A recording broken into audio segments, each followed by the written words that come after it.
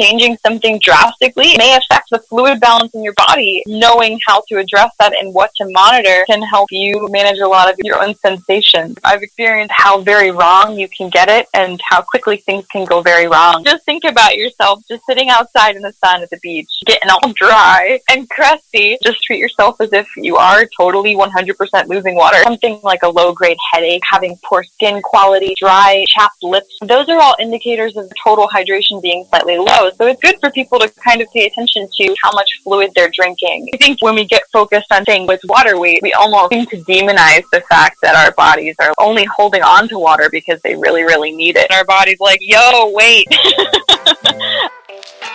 Welcome to Stronger You Radio with Mike Dola.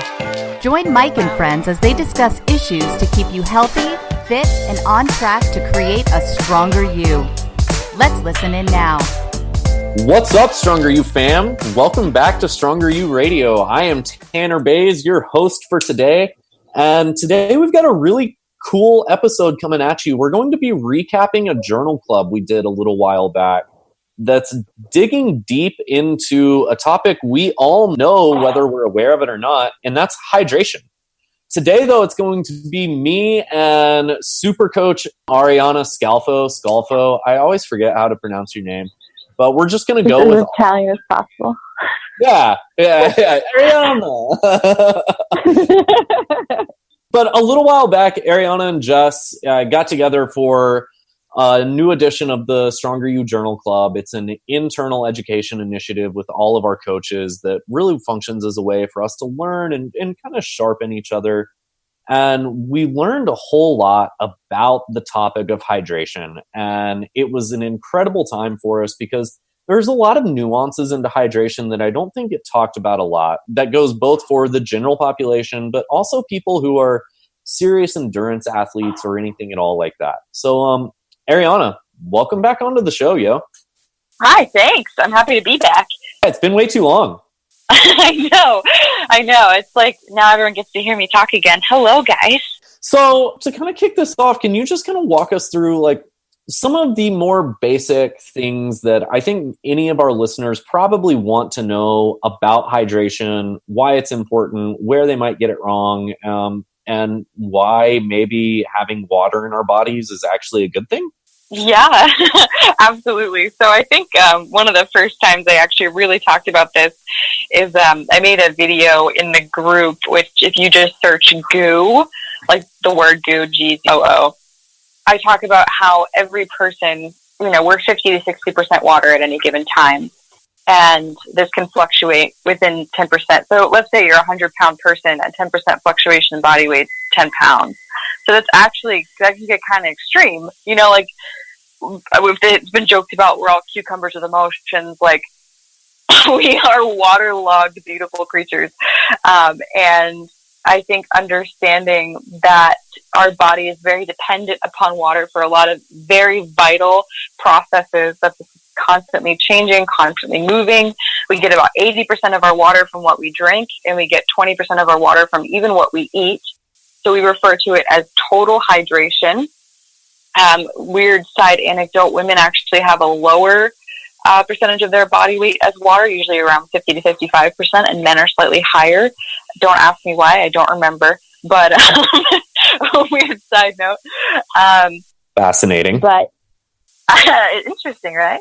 Yeah. So I think that where a lot of us kind of lose the plot maybe a little bit with hydration is that we consider water to be something that is strictly used in our GI tract, in our digestive system. We think about it as very like alimentary, canal contained, but the truth is that water protects all of our organs. It protects our eyes, for example. Water is essential to basically fill our bodies and protect our bodies from everything. It's how fluids move around, the electrolytes in our blood, the water in our blood that helps move nutrients back and forth across cell walls.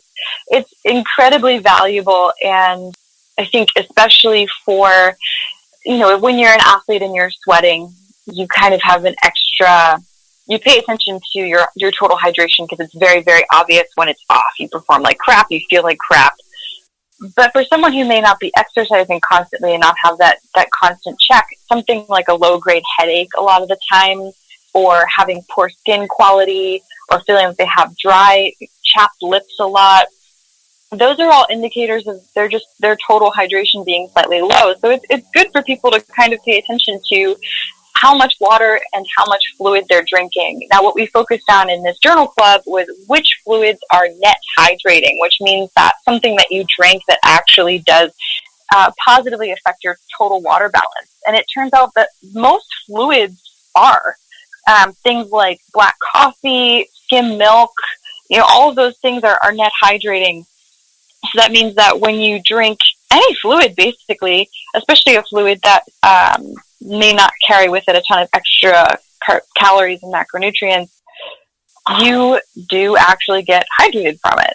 So when we get asked questions like what counts as water, let's step away from thinking about it as water and more like fluid. I mean, watermelon is 99% water. So you could argue that watermelon is net hydrating. Right. So, it's spreading these things out across your day, and it's noticing the fluids that you are taking in and managing your total fluid balance. There's a lot of different recommendations about how much people should drink in water.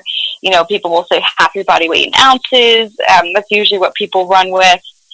I mean, I would say start there. Just focus on clear pee. I feel like in the last podcast I was talking about poop, and now I'm talking about pee. So I guess whatever, it's fine. But it's your personal brand. Clear pee is a good way to start with. And then, of course, if you're an athlete, think about it more from a replenishment standpoint. When you're exercising, you could lose up to 0.8 to 1.5 liters of water per hour of constant exercise. It's depending on the humidity levels, the heat levels, you as a person, you could lose a lot of water per hour while exercising. So keeping that in mind as well, keep on top of replenishment. If it's a hot day and you're outside sweating, or if it's a dry climate, you don't notice yourself sweating, just all these little things. I think that when we're tracking and paying attention, it's almost pretty easy to stay on top of, but when you're not really thinking about the fact that you are 50% water, it can be easy to lose sight of and be a little less proactive with. So when Jess and I did this, we really just wanted to focus on broad recommendations for people, but then get a little bit more granular about why we recommend certain things to people, how to solve certain problems. I know, Tanner, you and I were talking about how similar the symptoms of overhydration and dehydration can become. Mm-hmm. So things like dizziness, dry mouth, muscle cramping actually come with over and under hydration. So you have dehydration and then hyperhydration. So both are equally dangerous. Both are definitely something you want to avoid. So especially when you're an athlete, paying attention to your total fluid balance, including electrolytes and your blood volume, I think can become a little bit even more important. So like when you exercise a lot, sweat a lot, you don't replenish enough with salt, you can feel like you're going to pass out, you get the shakes. I know a lot of people that start the word cleaning up their diet. They start cooking all of their own foods. They cut out processed foods, and in result, they cut out a lot of sodium. So they drop their blood volume drastically. So they start getting orthostatic hypotension, which is like when you sit up quickly and you feel very dizzy.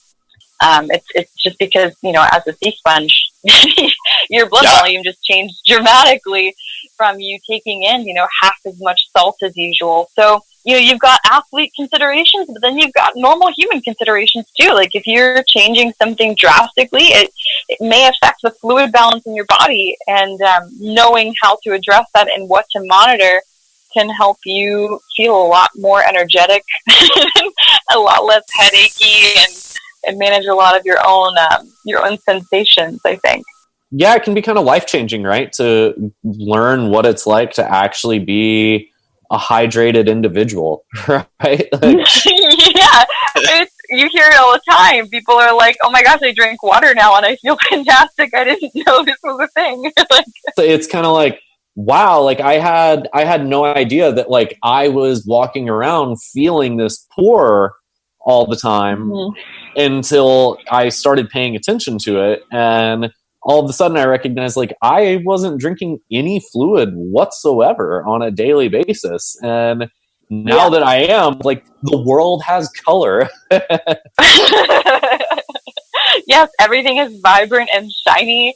And like, I don't know, I always just try to, I like call my people sea sponges sometimes, or sponges. And then like, just think about yourself just sitting outside in the sun at the beach, getting all dry like, and crusty. Like, you're going to have to just drink water. Just think about yourself in your environment and kind of treat yourself as if you are totally 100% losing water. At any given time, you lose water when you breathe. I think that's like an actual really valuable point to probably touch on for a minute. One of the things that I think people probably don't quite understand about both the need for water and how easy dehydration it can get to become dehydrated is the fact that we're losing water all the time. We're not just losing water when we sweat or when we pee. Like, we're excreting water through a number of different processes, and we're using water through a number of different processes that, like, over the aggregate of a day totals a lot, right? So we wind up needing to cover for that in order to just sustain life and be a normal human. It's necessary to thrive. There's an interesting thing your body will even do, like if you've worked out in a very dry climate or a very, very cold climate, your mouth may start to water and you feel like you have to spit. Your body is literally just creating spit from your water to protect your throat as you breathe and protect your sinuses. Like, your body is always protecting you with water, even when you don't even realize it. So, not only are you sweating, but you're losing water when you breathe, when you swallow. Your blood has a lot of water in it, like it's fluid. Right. It's constant in ways we don't even realize. And I think it's such a beautiful thing. It's really kind of amazing. And I think, when we get focused on saying, oh, it's water weight, it's water weight, it's water weight, we almost seem to demonize the fact that our bodies are only holding on to water because they really, really need it. Like, for whatever reason, our body's like, yo, wait, I need all of this. Like, maybe our body is trying to tell us something in that sense. Yeah, for whatever reason. So I actually think that's a good point, because we went over some general recommendations as far as like just how much water intake from all beverages and food individuals should really kind of try and touch on, right? And correct me if I'm wrong, but I think some of the ones that like stand out are like, for the average woman, we probably want to look at what's about 2.7 liters or 91 ounces of water. And for the average male, that should be about 3.7 liters or about 125 ounces. Now, that's all beverages and food combined, right? Yeah. And I remember you saying, I think, like about 80% of our fluid intake should or just naturally does tend to come from beverages, and then 20% from food? Correct, yep. So I think like we also kind of touched on something else that's like really, really interesting, is how much water someone can actually lose during exercise. I think it was the rough general range is something like 0.8 liters to 1.4 liters per hour. Yeah. And that comes out to like 1 to 3 pounds of body weight per hour. Yeah. That's nuts. That's so much that can be lost in such a short period of time. The craziest thing is that elite athletes, like elite marathon runners, anyone who performs on an elite level will lose even more water per hour, but with no detriment to their performance, because their bodies have adapted so much to that high level of stress.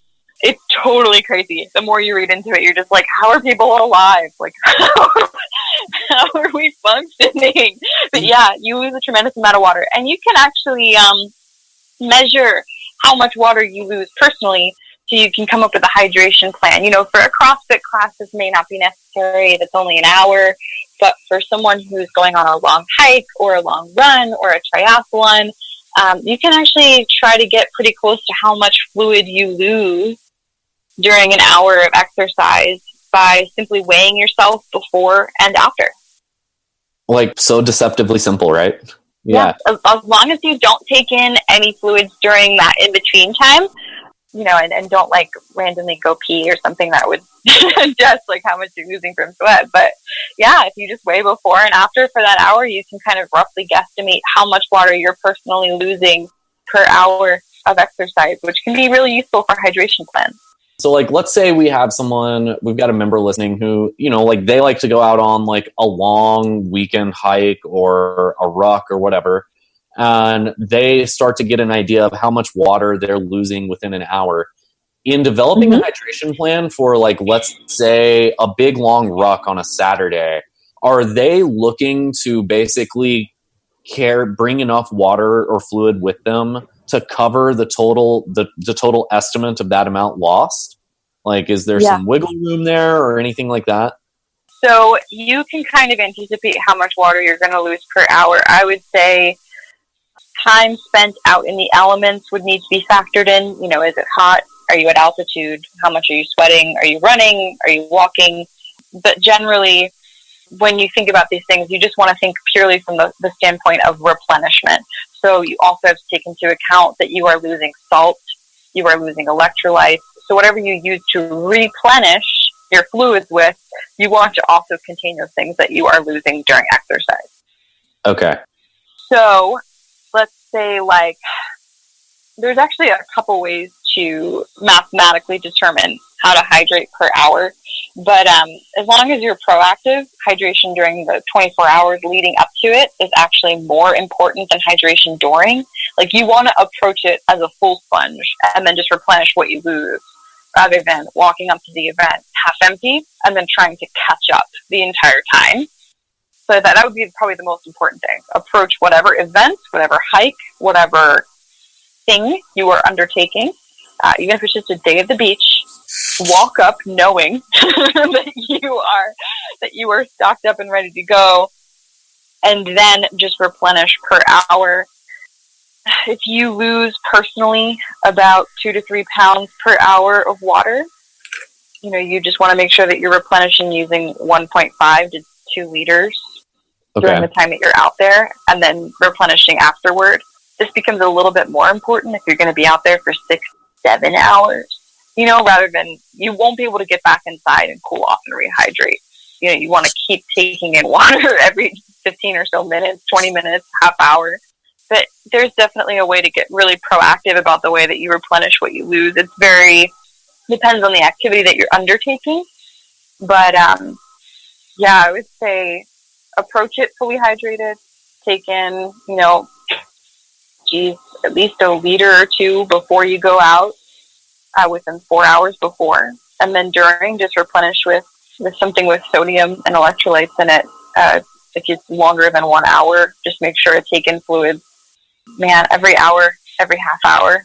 Take in at least, a quarter of a liter, half a liter. Okay, so that's a fair interval to try and work with there. Yeah. Especially, I would say with hiking, or with running, you think that it's easier to just take little sips from your Camelback. But something I found personally is that actually stopping and making sure to drink out of a bottle, or making sure to drink a certain amount of water, like actually coming to a halt and drinking water, is really helpful, because taking those little sips, you may be underhydrating and not even realizing it. Because you feel good now, right? But you're not going to feel good in an hour. So yeah, setting a little timer on your watch or your phone, coming to a full stop, and making sure to drink a specific amount of fluid. That's what they call a hydration plan versus just hydration idea. It's like a more structured way to go about making sure that your organs have fluid to function. What is that? But on top of that, you know, you got to make sure that you have electrolytes carry electrical charges through your body, which is why, you know, when you get low electrolytes, you can start to feel like you're getting palpitations. Your heartbeat will become irregular. It's actually really scary feeling. And I think you get full body cramping. Low electrolytes and dehydration, or overhydration, which is a too much fluid and not enough electrolytes, can cause some serious problems for athletes, and it can make you feel pretty much doggone awful. Because you also, especially if you're exercising, you have contracting muscles constantly. You're moving, you're doing something, you're performing, and you need electrolytes to keep those electrical impulses going. Otherwise, things go absolutely haywire. Right, which is not fun. I don't think anybody wants that. No. You actually have personal experience with overhydration in the middle of a long run, don't you? Correct. Can you talk a little bit about that? So I live in San Diego. It's very hot out here. And I also was struggling a little bit with heat exhaustion on this run. It was 10 miles, and it was over a mountain and down. So it was an out and back. Casual. So, yeah, it was cash. But my mistake was I did not bring extra electrolytes for if I needed to refill my pack with water. And I approached the run probably underhydrated. It was very hot, and I was mistaking feelings of heat exhaustion for thirst. So I drank all of my water before I got to, there was a visitor center on the other side. So I refilled my pack with plain water, which was such a terrible idea. And I drank way too much plain water at this rest stop because I was mistaking the sensations for heat exhaustion with dehydration. Okay. I wasn't fully aware of what was happening. It was the first time I had had heat exhaustion. So I was just mistaking all of these signals my body was giving me, and I was basically correcting them the wrong way. I should have been cooling down my core body temperature using water on the outside of my body, but instead I was drinking it plain. So I was completely diluting my fluid balance in my body, and I didn't have any extra salt on me for the return trip back, which is another 5 miles in the heat. So basically what starts happening, and I think this is where a lot of us get a little confused too, is an isolated muscle cramp, just one randomly in your calf or randomly in your foot, doesn't seem to have anything to do with electrolytes. They're not really sure exactly what causes cramping. There's a couple different ideas as to why muscles cramp in an isolated way. But if you're not experiencing full body cramping, it's not likely that it's an electrolyte imbalance. It may be dehydration, it may be overuse of a muscle, but eating a banana, for example, or having a pickle, it's not actually proven to be effective for a single area but cramping, because that's not actually the issue. I will say that full body cramps suck. Well, and so I'm glad you mentioned that. Full body cramps kind of like those typically manifest almost like abdominal cramping, right? Yeah. So your whole abdominal area, the whole abdominal wall will begin to cramp. It becomes very difficult to breathe. You feel like you're going to vomit. You'll start to feel twitching in your biceps because you're holding your arms up. You'll start to feel twitching in your quads. They'll start to cramp. This is because I was running. These are the muscles I was using, and they just weren't getting electrolytes. So I started to really cramp and really suffer. And thankfully, about 2.5 miles into that return trip, I had a granola bar in my bag, and I forced myself to eat it. And it had salt, and it had additional nutrients. So I sat down, I ate it, I stopped drinking water. I did not take in any more plain water. I figured out what was going on, and I was like, oh my gosh, if I keep drinking plain water, I'm going to just make this whole situation worse. Right. So I kept the plain water external. I ate that bar, and it was gross because then my mouth was really, really dry. But almost magically, within 15 minutes or so, once I cooled down, I found some shade, and I had that little nibble or 5 of that granola bar, and slowly I started to feel a lot less dizzy, a lot more normal, and I was able to safely get back to my car. But, imagine if I mistook all of that for dehydration and just kept slamming plain water. I could have been in a very dangerous situation.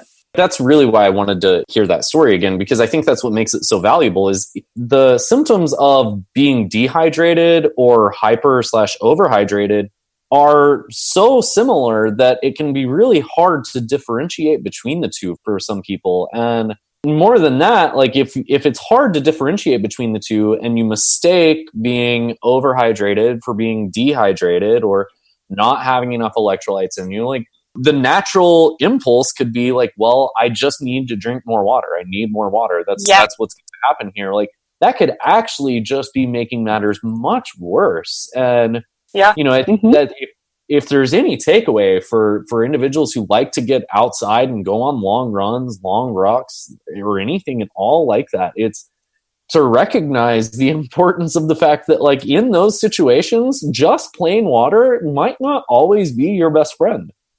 No, it could be the worst thing for you. I mean, at this point, my blanket advice is just always go out with electrolytes in the fluids you have with you. But yeah, I think it's very important to have that kind of situational awareness. What have I done? What is happening? How do I feel? How do I correct this? And know what your options are, especially when you're undertaking something where you're not necessarily near. I mean, but here I was at a visitor center, you know, drinking water out of a water fountain like a crazy person because I thought I was dehydrated. So, you know, it wasn't like I was in the middle of nowhere. I was just screwing everything up.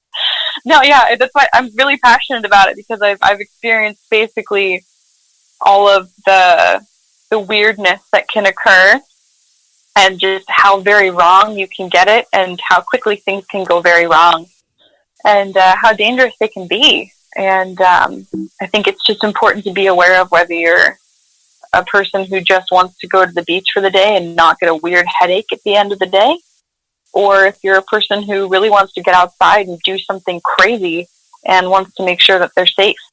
We've talked about electrolytes a bunch, and I think it's only fair that for anybody listening, we cover what the electrolytes are. So electrolytes are 4 minerals, and they're sodium, potassium, calcium, and magnesium.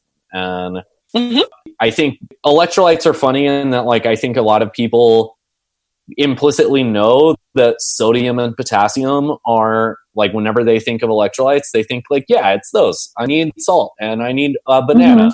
You know, they forget that, like, calcium and magnesium are right alongside there, and they play a vital role in not only, like, just helping balance the amount of water and fluid in our body, but moving nutrients into cells, moving waste out of cells, and then, like you said, providing an electrical charge to allow your organs to contract and do the things that they should do. Kind of important. One would think, right? Yeah. That's why whenever we talk about having electrolytes on you in a situation like you were in, it really legitimately is so, like, your heart can keep pumping, right? Like, yeah. Like, even breathing can cause all the muscles around your rib cage to start, like, cramping, like little ones you never knew you had. It's crazy. Right. And, like, if you've never felt your serratus anterior, wait until, like, you're seriously lacking in electrolytes. Womp womp. I didn't even need to know I had that. Yeah. Additionally, too, there's a lot of evidence out there. You've heard of, I'm sure most of our listeners have heard of Pedialyte.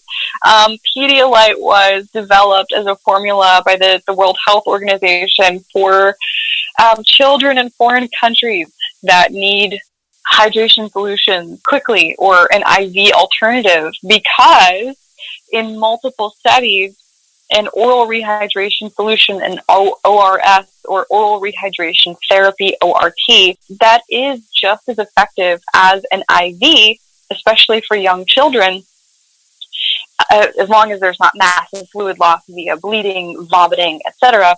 It's just as effective as an IV. So, you know, all this new fad stuff that's, like, got people going in and paying hundreds of dollars to get an IV before an event, like, it's completely useless. You could literally just be drinking Pedialyte. So I think that's actually one of the most fascinating takeaways that anybody might have, because, like, I think the first time that I heard that, I remember, like, it was like my brain had been ripped apart. You know, because it feels like it just runs counter to all conventional wisdom. Like, the fact that, like, some Pedialyte taken in orally, as it should be, is just as effective as intravenous hydration. Like, that's really incredible to actually think about, you know? Yeah, it's a beautiful thing. Yeah, it saves lives.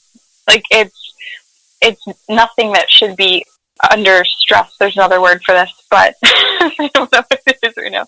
But yeah, I mean, it's epic how much drinking water, especially, like, in the right osmotic solution, which would be Pedialyte, you know, it's just the right amount of electrolytes where it matches what your body's fluids should be. so everything's absorbed as easily as possible. This could also be called isotonic. It is just as effective as an IV. It's kind of amazing. The actual study that we went over in this journal club was basically trying to establish the beverage hydration index, right? Yep. Basically just kind of looking at a bunch of different hydration options and seeing basically which ones were going to be the most effective at helping the body retain fluid after a couple of hours of having ingested that solution, right? And surprisingly, from what you've said, the one that came out on top was the oral rehydration solution. And this is cool. This is a cool study because usually they're done on sick patients or patients that are in hospital settings, but this one was actually just done on healthy adults that came in regularly hydrated, and it just measured how long it was before they peed, and then every urination afterward, just how much fluid was in each urination, so that they could make sure and see, who was staying hydrated the longest, who was the most effectively hydrated. And it was actually super fascinating. I think this is a really, really helpful study. And you linked to it, right, in the blog you put out about this as well? We actually put out the table from the study itself that walks through how much energy each drink had and the osmolality of each drink. But then, the fascinating thing to me in looking at this is we walk down the line of what were the things that helped rehydrate the body most. It's oral rehydration solution. And then immediately following that is skimmed milk, then whole milk. Yeah. I think that's another one of those things, I can't imagine anybody wants to come in from a long run and just pound skimmed milk. But, what an interesting thing to think that, that does an incredible job of rehydrating you, right? Yeah, there's actually a post-marathon, post-Ironman thing where people come in and they drink a bunch of chocolate milk. Gotcha. So it's actually a thing, whether or not they know it. Yeah, it's super effective to rehydrate you. So now, tell me this, is it for skim milk and whole milk, is that so effective at rehydrating because it's got calories in it? Because the calcium and magnesium content, or what? Do we know? Yeah. So it looks like, especially when you look at the breakdown of the actual BBI, the skim milk and whole fat milk, they both have a lot of energy, which keeps them in the GI system longer. They both have a high osmolality. They both have sodium. They both have a lot of potassium. So all of these things lead to them staying in the system longer, taking longer to digest. Additionally, a small amount of glucose in whatever you're drinking, which would be sugar, actually helps the fluid move more efficiently across the membranes. So that's why Pedialyte does actually have carbohydrates in it. It's not just electrolytes and plain water. Having a little bit of sugar in there actually helps. So things like, skimmed milk and full fat milk that do have some carbohydrates, it's actually more effective than still or sparkling water, which have neither, in helping the body utilize that water more efficiently. And those very same reasons would actually be why things like cola and diet cola technically scored higher on the beverage hydration index over still water, right? Yep. Yeah. Now, I think we can both comfortably say as well, though, that for everybody listening, unless you're actively planning it into your numbers, that is not credence to just pound Coke after. Yeah. Yeah, it's difficult. I think it's just knowing, how to weigh your needs, whether they're hydration or energy balance, and finding a nice in between there. And something else we noted too is that black coffee, for example, was almost as hydrating as still water. And the old, I guess, myth that coffee is dehydrating only comes from the fact that caffeine taken in more than 300 milligrams at a time just makes you have to pee. Got it. It just makes you have to pee if you drink more than 300 milligrams of caffeine at one time, which isn't a bang. So just be careful. If you're trying to not pee mid-workout, your bang might actually be doing it to you. not necessarily drinking too much water. Yeah, your like fluorescently colored can might be sending you to the bathroom. Whoops. That's why I thought this whole journal club was so fascinating, was just because I think a lot of the things that we learned about hydration were just kind of counterintuitive in a lot of ways. You know, it's certainly not to say that like we want everybody to come in from a workout and pound a gallon of milk or anything like that. But yeah, that sounds terrible. But it is fascinating to learn that having some milk could be a much better option for providing more fluid back to the body than just like pounding a bottle of water, depending on how much you've sweat and how long you've been gone or anything like that. And it's things like that that's why I think it's so cool to be able to talk about it on here, because it just shatters so much of what we thought we knew to be true around hydrating ourselves. So fascinating. Yeah. I think we've covered a whole lot, and hopefully there's a lot that you can take away from this. But if you were to think of like, maybe 2 to 3 things that you hope people walk away from this understanding, what would that kind of sound like? What would you hope people would recognize? Like, okay, I now have a better understanding of hydration because of this. I think the most important thing for people to remember is that when coaches especially were like, okay, hydration, when they ask for, okay, I work out in the morning, I don't want to eat beforehand, but should I for better energy? One of us may answer, have some oral rehydration solution with your coffee and make sure you hydrate fully after you sleep. Hydration would be the number one factor in recovery for most athletes. I would say it's right next to sleep, more than food. Water is one of the number one things that's going to help you recover after a workout. I think it's so often neglected, just in general, in the way that while we sleep, we sweat. As soon as we wake up, if all we're having is a cup of black coffee and getting on with our day, if you've been sleeping for 8 hours and you've sweat and breathed out, let's say over a liter of fluid, you're starting your whole day behind. Right. That would probably be my number one thing. Like if you wake up, and especially if you like to work out in the morning, make hydration your number one priority. You are just not drinking water for hours. So that would probably be my number one for any athlete, anywhere, any person.